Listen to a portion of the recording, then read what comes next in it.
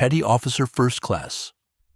Shirane Ayao rolled his Zero into a pursuit curve over the Pacific, 3 miles southeast of Midway Atoll, and watched the fat American fighter grow larger in his gun sight. The date, June 4, 1942. The time, roughly 10:30 in the morning. His target flew an F4F Wildcat, a machine every pilot in the Kido Butai had been briefed to expect. Slower than the Zero, less maneuverable, heavier by nearly 1,000 pounds empty.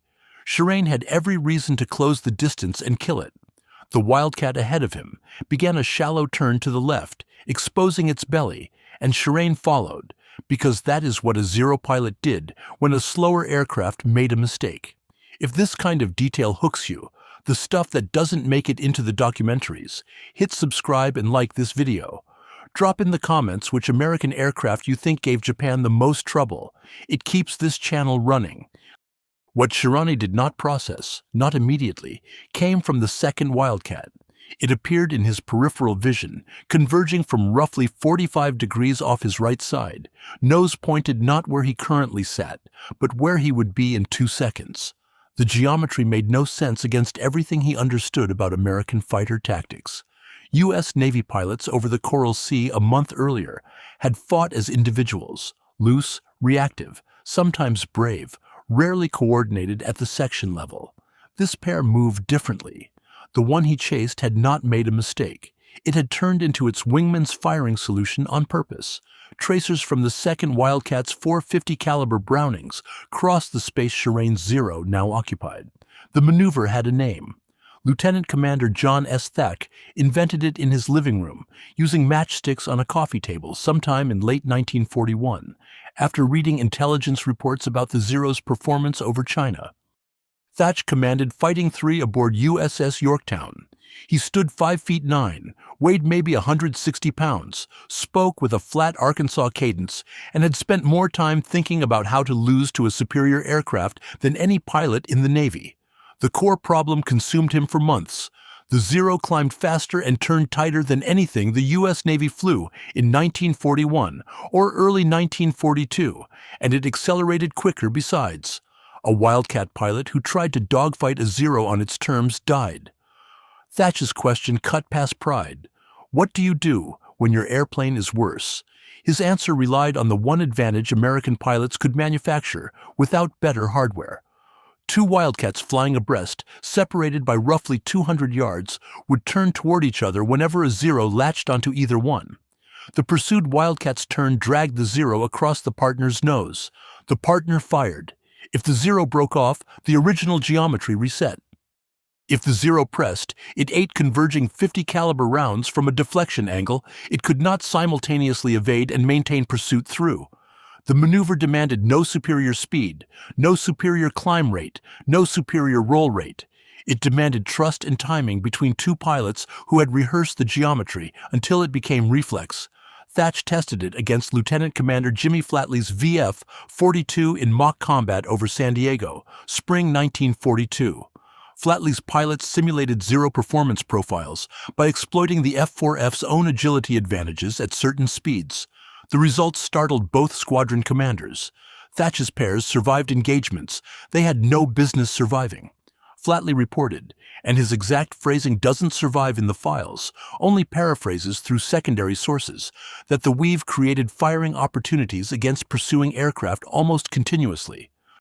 Over Midway on June 4th, Thatch led 4 Wildcats from Fighting 3 as escort for Torpedo 3's doomed TBD Devastators. 6 Wildcats total when you count the detached pair. Against them came somewhere between 15 and 30 Zeros. Sources conflict badly on the number, and Japanese records for the Midway air groups have gaps that have never been satisfactorily closed. The odds sat somewhere around 5-1 at minimum. Thatch's section executed the weave under combat conditions for the first time in history. What happened over the next several minutes produced a reaction inside the Imperial Japanese Navy's fighter community that would persist, unresolved, through 1943, 1944, and into the final months of the war. A geometry problem posed by inferior American aircraft that Japanese doctrine never answered. December 1941. Pearl Harbor still smoldered. Thatch sat in his quarters at Naval Air Station San Diego, reading a document that should have ended careers, but instead ended up buried under operational secrecy. The report compiled everything American intelligence knew about the Mitsubishi A-6M, the Zero, drawn from Claire Chennault's observations with the Flying Tigers in China and fragments recovered from combat zones across Southeast Asia. The numbers read like a death warrant for anyone flying an F4F. The Zero turned inside the Wildcat at every speed below 250 knots. It climbed at better than 3,000 feet per minute. It rolled left faster than any American fighter in the inventory. Its 20mm cannon hit harder than the Wildcat's 50 calibers at ranges beyond 300 yards. And it weighed roughly 5,300 pounds loaded, a full 2,000 pounds lighter than the Grumman product Thatch's pilots would take into combat. Most squadron commanders who read that intelligence summary reached the same conclusion. Avoid the Zero, stay fast, use altitude advantages, hit and run. These recommendations echoed through CIN, CPAC tactical bulletins in early 1942, and they contained real wisdom. The problem, Thach identified it within days, involved a scenario those bulletins never addressed. What happens when you cannot disengage? Escort missions locked fighters to the bombers they protected. A Wildcat pilot babysitting TBD Devastators at 115 knots could not boom and zoom his way out of a fight. He had to stay. He had to turn. And if he turned with a Zero, the intelligence summary said he died. Thach's mind worked differently than most tacticians in naval aviation at the time. He thought in relative geometry rather than absolute performance. A faster roll rate meant nothing if the geometry denied the faster roller a firing solution. A tighter turn radius meant nothing if completing that turn dragged you across someone else's guns. The Zero's advantages assumed a specific kind of fight, the one-versus-one turning engagement that Japanese naval aviation had trained for obsessively since the mid-1930s. Saburo Sakai, Japan's greatest surviving ace, described that training philosophy after the war in terms that amounted to individual perfection, pursued to the exclusion of cooperative tactics. Each pilot aimed to become a complete weapon system unto himself. Thatch's insight inverted the problem. He stopped asking how to make the Wildcat better and started asking how to make the Zero's superiority irrelevant. The matchstick sessions on his coffee table ran for weeks. His wife later recalled him arranging and rearranging wooden matches across the tabletop, muttering angles and distances, sometimes past midnight. 3 plane formations failed. 4 plane diamonds failed. Staggered trail failed. Nothing worked until he stripped the concept down to its smallest cooperative unit, 2 aircraft, abreast, turning toward each other. The weave.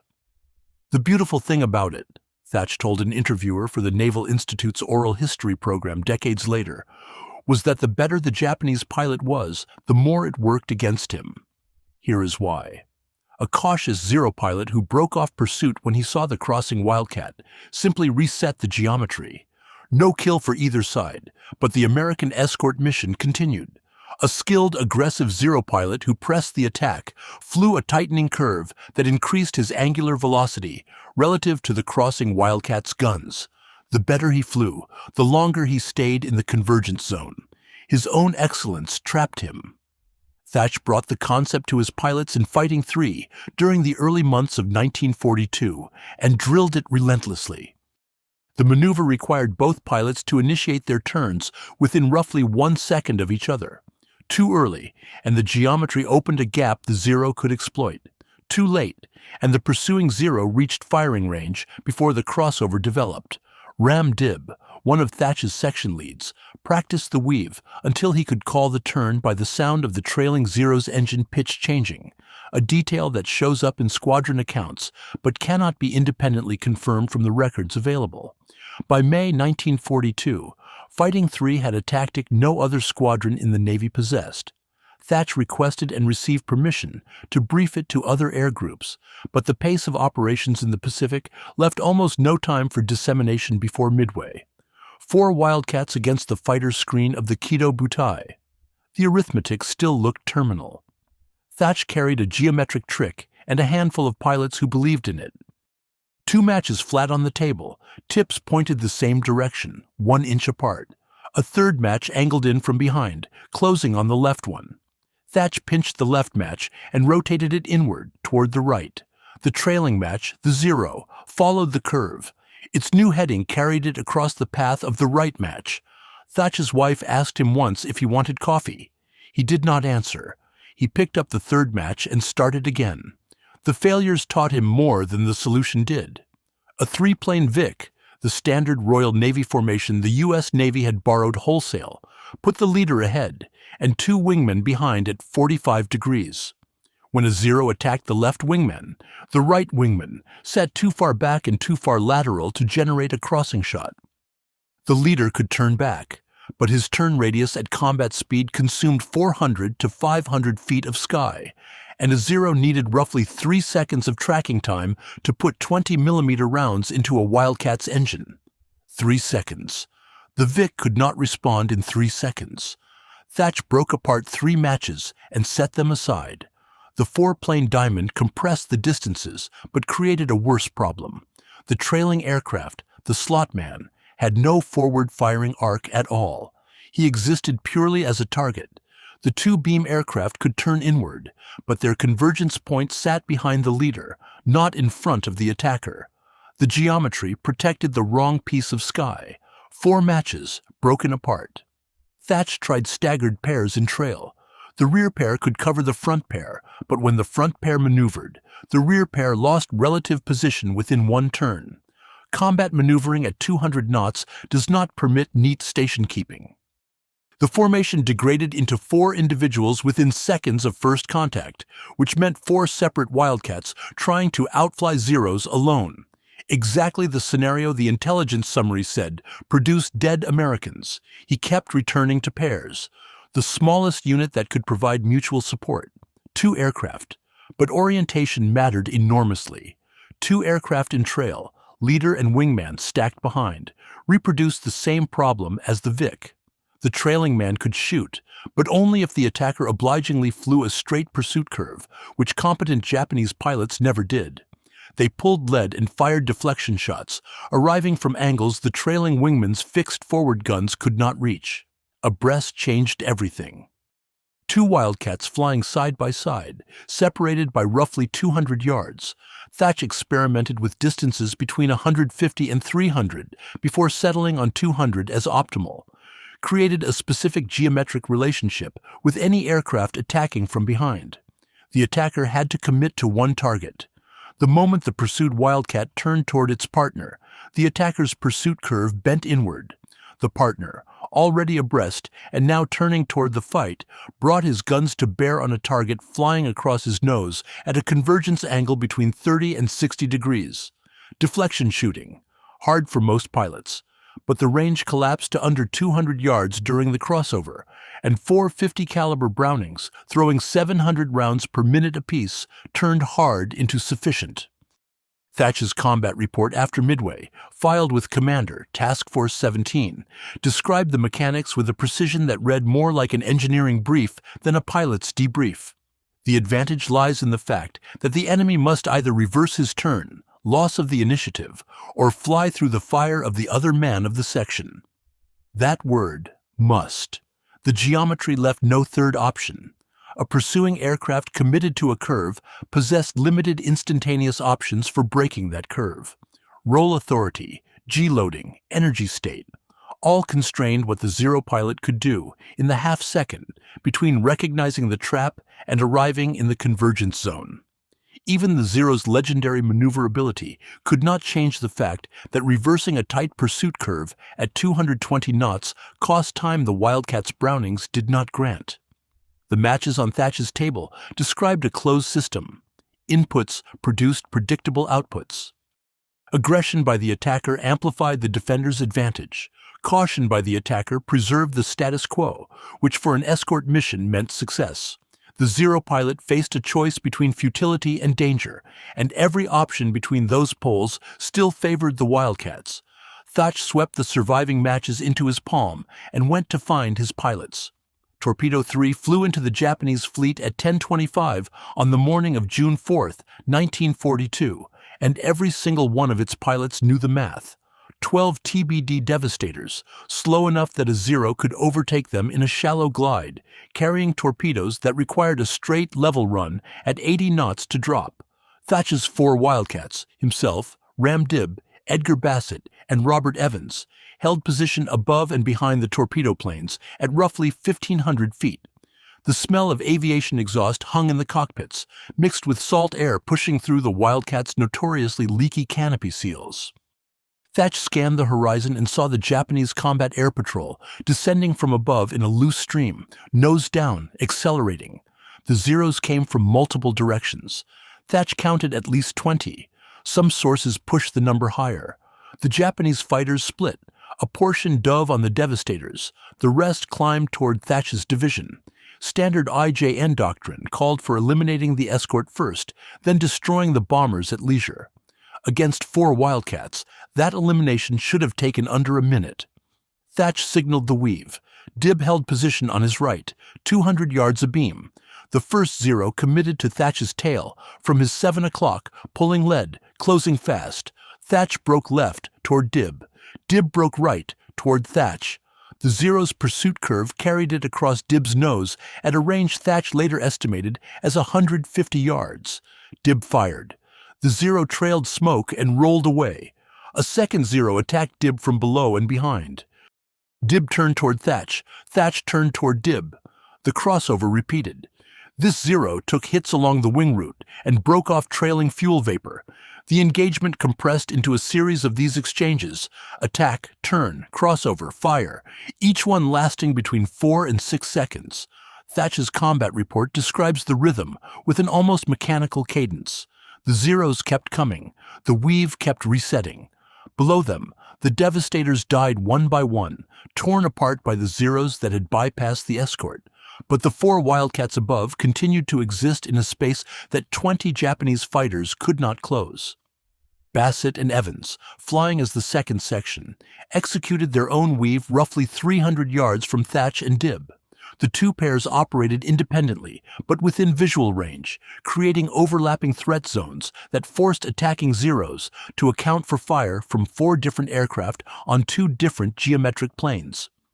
A Zero pursuing Bassett risked not only Evans's crossover, but also a burst from Dib if the geometries happened to align, which, in a compressed furball at 200 knots, they sometimes did.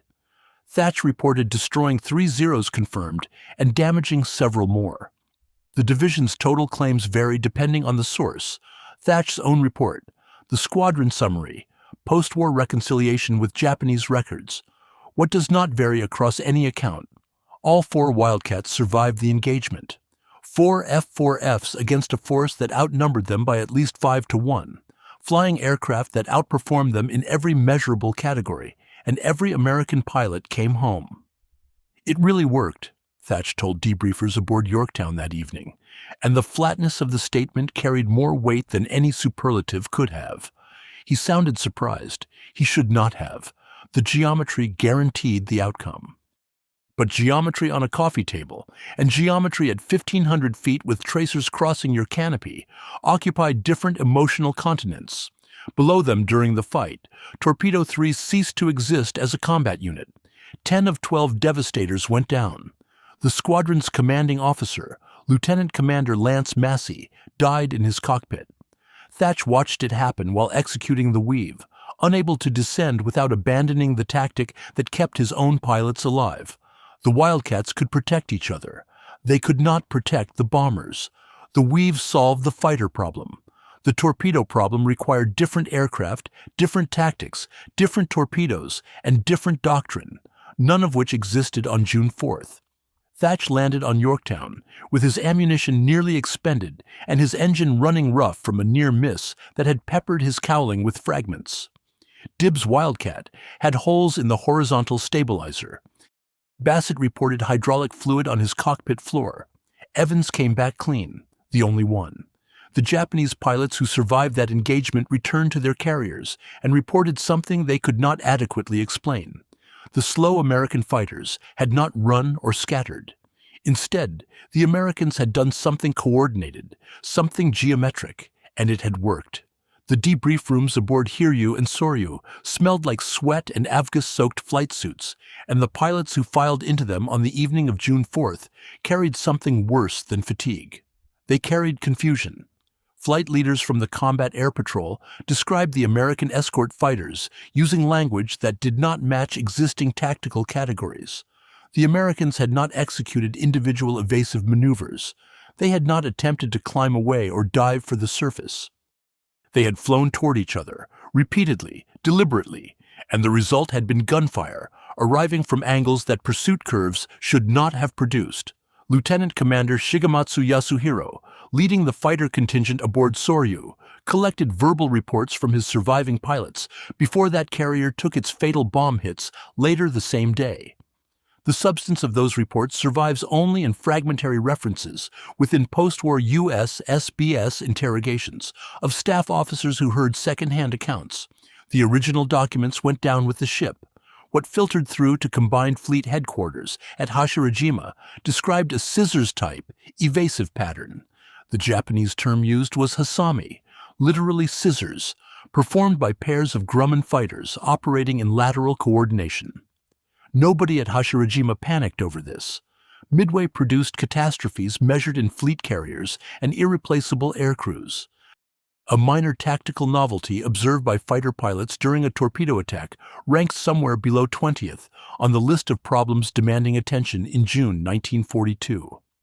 The hasami notation entered the intelligence summaries and sat there. Guadalcanal changed the priority. Over Henderson Field and the waters surrounding Savo Island between August and November 1942, IJN fighter units encountered the weave repeatedly. Marine Fighting Squadron 223 under John Smith, Marine Fighting Squadron 212 under Joe Bauer, and Navy squadrons rotating through the Cactus Air Force all employed variants of the Thatch weave with varying degrees of precision.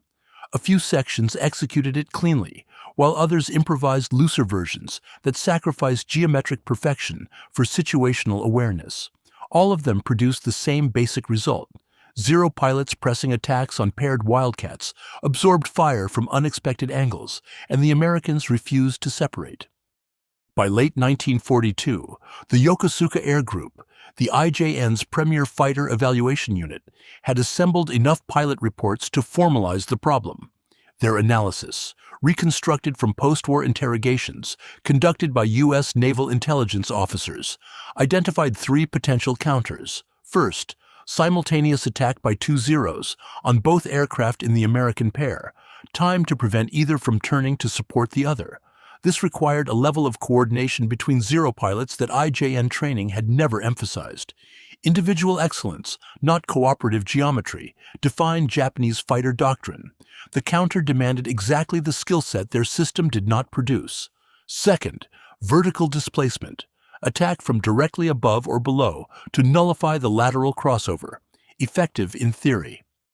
In practice, a diving Zero closing at 350 knots had roughly 1.5 seconds of firing time before overshooting, and the Wildcat's armor plate and self-sealing fuel tanks absorbed hits that would have destroyed a Zero. The asymmetry in survivability, a direct consequence of American industrial willingness to trade weight for protection, made slashing attacks a poor exchange rate. You might hole a Wildcat. The Wildcat kept flying. Third, refuse engagement entirely. Bypass the weaving fighters and attack their charges. This worked against torpedo bombers at Midway. Against Guadalcanal's land-based operations, there were no bombers to target. The Wildcats themselves constituted the defense. Bypassing them meant bypassing the fight. The Yokosuka Group tested options 1 and 2 in simulated combat over Kasumigara Airfield, using captured performance data for the F4F. The records from these trials do not survive intact. What surfaces in post-war testimony from Lieutenant Commander Okumiya Masatake, Air Staff Officer for multiple carrier divisions, amounts to an admission that no reliable counter emerged. The phrase Okumiya used in his 1956 collaboration with Martin Caden translates to something close to, "The coordination problem exceeded our training methodology."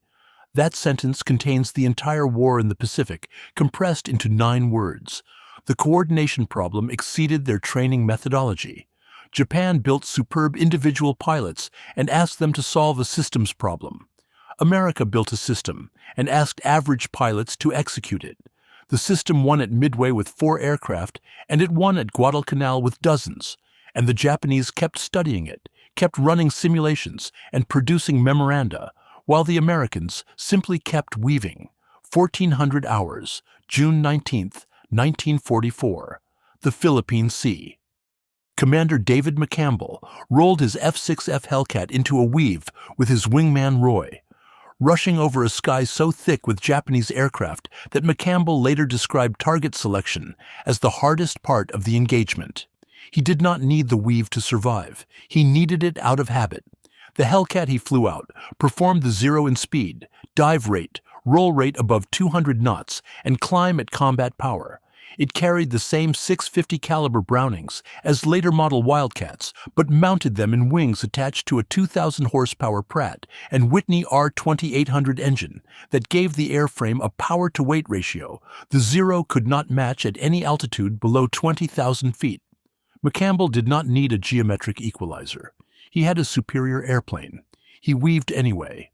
Forget the kill ratio. Focus on that detail. Thatch's tactic had entered the fleet training pipeline through Fighter Command Pacific's tactical bulletins beginning in August 1942. By March 1943, every replacement fighter pilot reporting to a Pacific squadron received instruction in the beam defense maneuver, the formal designation that replaced Thatch Weave in official documents, though nobody in any ready room ever called it that. The training took 4 hours of flight time and perhaps 30 minutes of chalkboard instruction. You flew abreast. When attacked, you turned toward your partner. Your partner turned toward you. You shot whatever crossed your nose. A pilot with 50 hours in type could execute it reliably. A pilot with 200 hours could execute it while managing fuel state, monitoring radio calls, and tracking a furball involving 40 aircraft across 5 miles of sky. The Hellcat changed the equation's terms without changing its structure. When VF-15 and VF-16 launched from Essex and Lexington on the morning of the 19th, their pilots carried every advantage Thatch's men at Midway had lacked: speed, climb, armor, ammunition capacity, numerical superiority, radar-directed fighter control from the task force below. The weave should have become irrelevant. A tactic designed to let inferior aircraft survive against superior ones had no obvious purpose when the performance gap reversed, but the Japanese still flew Zeros, and Zeros still turned inside Hellcats at low speed.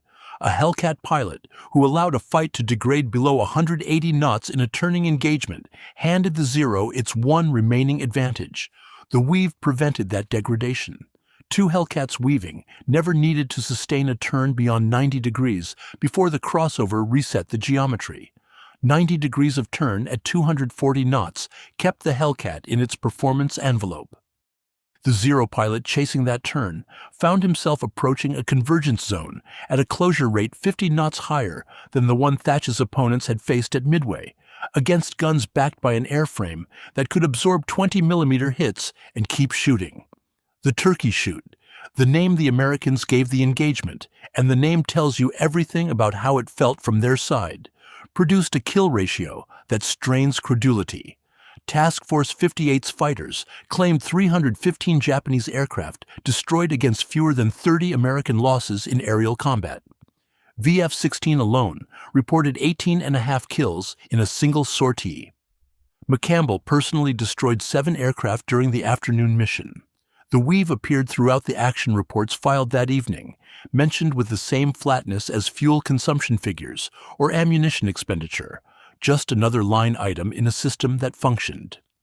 Saburo Sakai, the IJN's most famous surviving ace, encountered weaving Hellcats over Iwo Jima in 1944 and described the experience in terms that carried something beyond tactical frustration.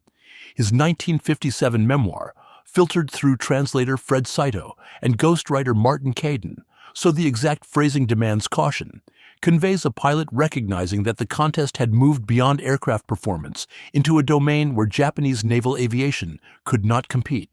Individual skill against coordinated systems. The greatest swordsman in Japan entering a room full of men with rifles. Thatch, By then, a captain running staff work far from any cockpit received reports of the Philippine Sea action through official channels. The records do not capture his reaction. His tactic, conceived on a kitchen table with matchsticks, tested over Midway with 4 aircraft and 20 enemies, studied by the Yokosuka Air Group for 2 years without producing a counter, now operated across hundreds of fighters spanning 3 carrier task groups. The coordination problem still exceeded Japanese training methodology. It just killed faster now. The Japanese Navy did not fail to crack the Thatch weave because its officers lacked intelligence. It failed because cracking the weave required becoming a different navy, and no organization redesigns itself mid-war around a 2-plane tactical problem. Start with doctrine. The IJN trained fighter pilots the way it trained swordsmen, through years of intensive individual refinement aimed at producing supreme solo performers. The Yokosuka and Nomura training programs consumed 2 years of flight time per candidate through 1941, graduating pilots with 600 or more hours before they reached a combat unit. Those pilots could execute aerobatics that American instructors did not bother teaching. Deflection shooting at extreme angles came naturally to graduates who had spent months firing at towed sleeves from every clock position. In single combat, a veteran Zero pilot against a veteran Wildcat pilot ended one way. The Japanese knew this. Their entire fighter doctrine rested on it. What Thatch did, what the Weave did, removed single combat from the equation entirely. You never fought one American. You fought a pair, and the pair operated as a single organism with 2 guns pointed in converging directions. Destroying the organism required attacking both halves simultaneously, which meant your own pilots needed to function as a coordinated pair. The IJN had never trained for that. Wingman doctrine in Japanese fighter units through 1943 remained loose to the point of informal.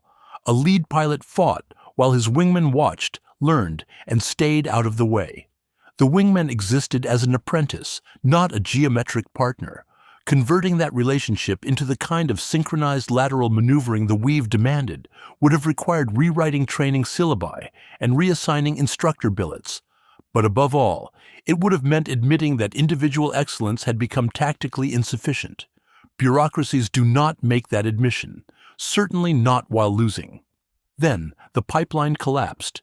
Midway killed over 100 trained carrier aviators in a single day. Guadalcanal ground down another 200 between August and November 1942. The Santa Cruz engagement in October cost the IJN 69 more aircraft and their crews.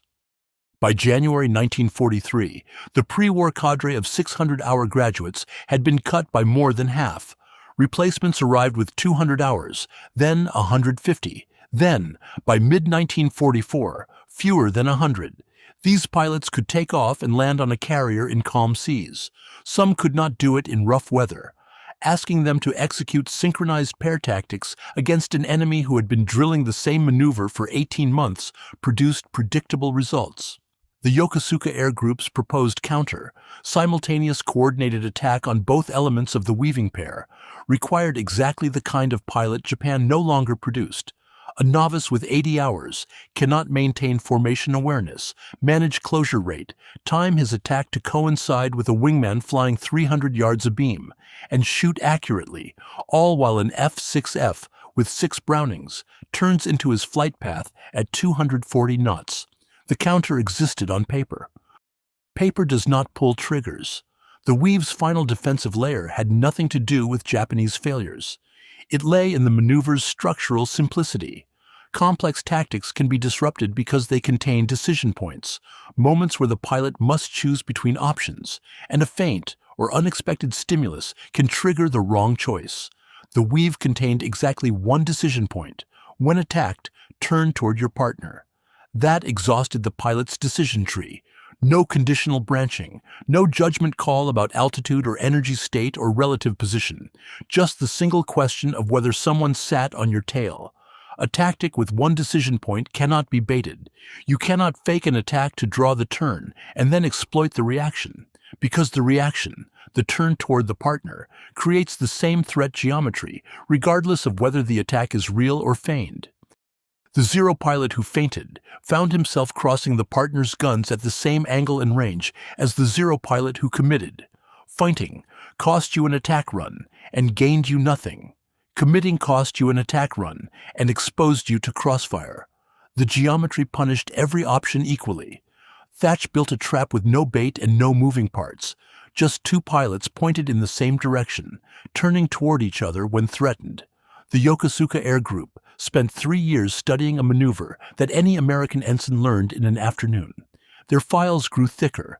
The counter never materialized, and replacement pilots kept arriving at Truk and Rabaul with fewer hours, worse gunnery scores, and orders to engage an enemy who had solved fighter combat with junior high school geometry. The smell of jet exhaust is nothing like avgas. Kerosene burns cleaner, hotter, leaves a taste like licking a penny heated over a stove.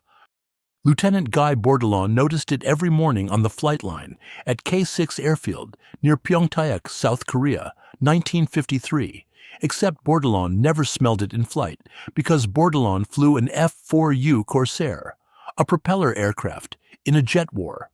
The Navy had assigned him night fighter interdiction duties against North Korean Po-2 biplanes harassing UN positions after dark, and the Corsair's low speed and long loiter time made it better suited to the mission than any jet in the inventory. Bourdillon became the Navy's only ace of the Korean War. He flew every mission with a wingman. They weaved, not because anyone ordered it, because by 1953, the weave had ceased to be a tactic and become something closer to instinct, a reflex baked into Navy and Marine fighter training so deeply that pilots executed it the way they checked six or called out bogeys. The Fleet Air Gunnery Unit at El Centro taught it, and so did every replacement air group on both coasts. Fighter squadrons standing operating procedures from both coasts referenced the beam defense maneuver as a baseline assumption, not a special skill. 11 years after Midway, a pilot climbing into any American fighter, piston or jet, carrier-based or shore-based, carried Thatch's geometry in his muscle memory the way he carried his sidearm in his survival vest. The F-86 Sabre pilots over Mig Alley executed a variant so instinctive that most after-action reports do not even name it. Flight leaders in the 4th Fighter Interceptor Wing described mutual support turns and cross turns without referencing the Thatch weave by name, but the geometry matched precisely. Two aircraft abreast, turning into each other when a MiG-15 closed from the rear quarter. The MiG-15 presented a different threat profile than the Zero, faster in the vertical, armed with cannons that could destroy a Sabre with a single hit, flown by Soviet pilots whose training emphasized rigid ground-controlled intercept profiles rather than individual dogfighting. The weave adapted. Against opponents who attacked in disciplined pairs from high altitude, Sabre flights stacked two weaving elements vertically, creating a four-ship formation where any attack from any angle produced converging fire from at least two aircraft. Thatch's two-plane solution had doubled. The principle had not changed. Vietnam broke American fighter doctrine in almost every way that mattered.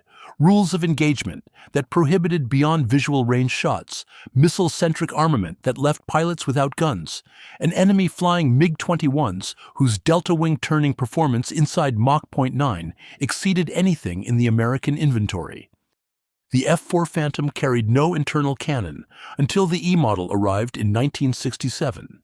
Its Sparrow and Sidewinder missiles achieved a combined kill probability so poor that the Alt report of 1968 used language about missile reliability that the declassified version still makes uncomfortable reading. Navy kill ratios against North Vietnamese MiGs dropped to roughly 2-1, a figure that would have embarrassed any squadron commander in the Pacific War. The Navy's response created Top Gun, officially the United States Navy Fighter Weapons School, established at Miramar in March 1969. The first class of graduates numbered fewer than 10. The syllabus they studied contained, amid its sections on energy maneuverability and missile employment envelopes, instruction in the beam defense maneuver, updated for Mach 2 aircraft carrying heat-seeking missiles, but structurally identical to what Thatch drew with matchsticks in 1941. Two aircraft, lateral separation, turn into threat, partner engages. The instructors at Top Gun flew A-4 Skyhawks simulating MiG-17s, and the student Phantom crews who weaved against them discovered the same thing Thatch's Wildcats had discovered over Midway, that coordinated geometry neutralized a turning advantage. After Top Gun's graduates returned to combat squadrons, the Navy's kill ratio climbed to 12-1. The Air Force, which had not implemented equivalent training, remained near 2-1 through the same period. The difference sat in a classroom at Miramar, where an instructor pointed at a chalkboard diagram that John Thach would have recognized instantly. A man who feared the zero built a maneuver from matchsticks. 27 years later, that maneuver's descendants taught Navy pilots to kill supersonic jets over Hanoi. The kitchen table in Coronado and the chalkboard at Miramar held the same drawing. The aircraft changed 4 times. The engines went from radial to turbojet to turbofan. The weapons went from 50 caliber rounds to radar-guided missiles. The geometry never moved. What did the last Japanese fighter pilots of the war actually know about the weave? More than you'd expect. By March 1945, the Yokosuka Air Group's accumulated file on the beam defense maneuver ran to over 40 pages of diagrams, annotations, flight test observations, and proposed counters, none of which had produced a workable solution in combat. A captured briefing document recovered from Clark Field in the Philippines after MacArthur's forces swept through Luzon contained a precise geometric diagram of the weave's crossover pattern, angles marked in degrees, closure rates estimated within 10 knots of actual American performance data. The Japanese understood the maneuver completely. Understanding it and defeating it occupied different universes. The records from Yokosuka's final assessment, dated February 1945, when B-29s already burned over Tokyo at night, and the fleet that once owned the Pacific lay scattered across the ocean floor, contain a recommendation that borders on institutional surrender. The proposed counter required 4 aircraft attacking simultaneously from perpendicular axes, each pair coordinating its run to arrive at the convergence point within 2 seconds of the other pair. The document specifies minimum pilot experience for execution, 300 hours, with at least 50 in formation combat maneuvering. Japan's replacement pipeline at that date produced pilots averaging 67 hours total flight time. The Yokosuka staff knew the numbers. They wrote the recommendation anyway. Filing paperwork about a problem you cannot solve looks identical to filing paperwork about a problem you can. Ensign Kazuo Tsunoda flew Zeros out of Kanoya in the spring of 1945, one of the dwindling number of IJN fighter pilots still assigned to interception rather than kamikaze duty. His post-war account, recorded during USSBS interrogations in late 1945, describes engaging F-6Fs over Kyushu and recognizing the weave immediately from briefing materials. He turned into the near Hellcat. Its partner's tracers passed close enough that he felt the airframe shudder, not from hits, but from the compression wave of 50 caliber rounds crossing within feet of his canopy. He broke off. The alternative involved flying through a corridor of converging fire, roughly 40 yards wide. Tsunoda survived the war with 11 kills to his name, a skilled pilot by any standard. Skill did not help. The geometry did not care about skill. Thatch retired from the Navy as a full admiral in 1967. His career after Midway moved steadily upward through staff positions and command billets that shaped Pacific Fleet operations for 2 decades. The weave followed its own trajectory, migrating from tactical bulletin to training syllabus to muscle memory to doctrine, each step removing it further from the man who built it. By the time Thatch pinned on his 4th star, lieutenants flying Phantoms off Yankee Station executed his maneuver without knowing his name. The tactic had become atmospheric. You learned it the way you learned to breathe through a G-suit. The Navy's formal record of the beam defense maneuver's origin sits in the operational archives at the Naval History and Heritage Command, filed under Commander Fighter Squadron 3's action reports from June 1942. The initial tactical description appears in Fighter Command Pacific Tactical Bulletin, No. 5, August 1942, classification confidential, downgraded to unclassified in 1958. Cross-referenced in OPNAV files, the Bureau of Aeronautics Technical Library, and the post-war United States Strategic Bombing Survey interrogation transcripts, where Japanese aviators described encountering it. The Yokosuka Air Group study files were cataloged by Allied intelligence teams during the occupation and transferred to microfilm reels, now held at the National Archives, College Park, Maryland. Record Group 127. The file is thin for something that shaped 30 years of fighter doctrine. A few diagrams and some flight test annotations in neat brush calligraphy. Marginal notes in at least 3 different hands, added over months or years. Officers rotating through the problem, each one picking up where the last left off, none of them finding the exit. Thatch gave an interview to the Naval Institute's Oral History program in 1971. Near the end of the session, the interviewer asked whether he had expected the weave to last beyond the Wildcat. Thatch's answer ran 4 sentences. The last one, "I just wanted something that would keep my pilots alive long enough to shoot back."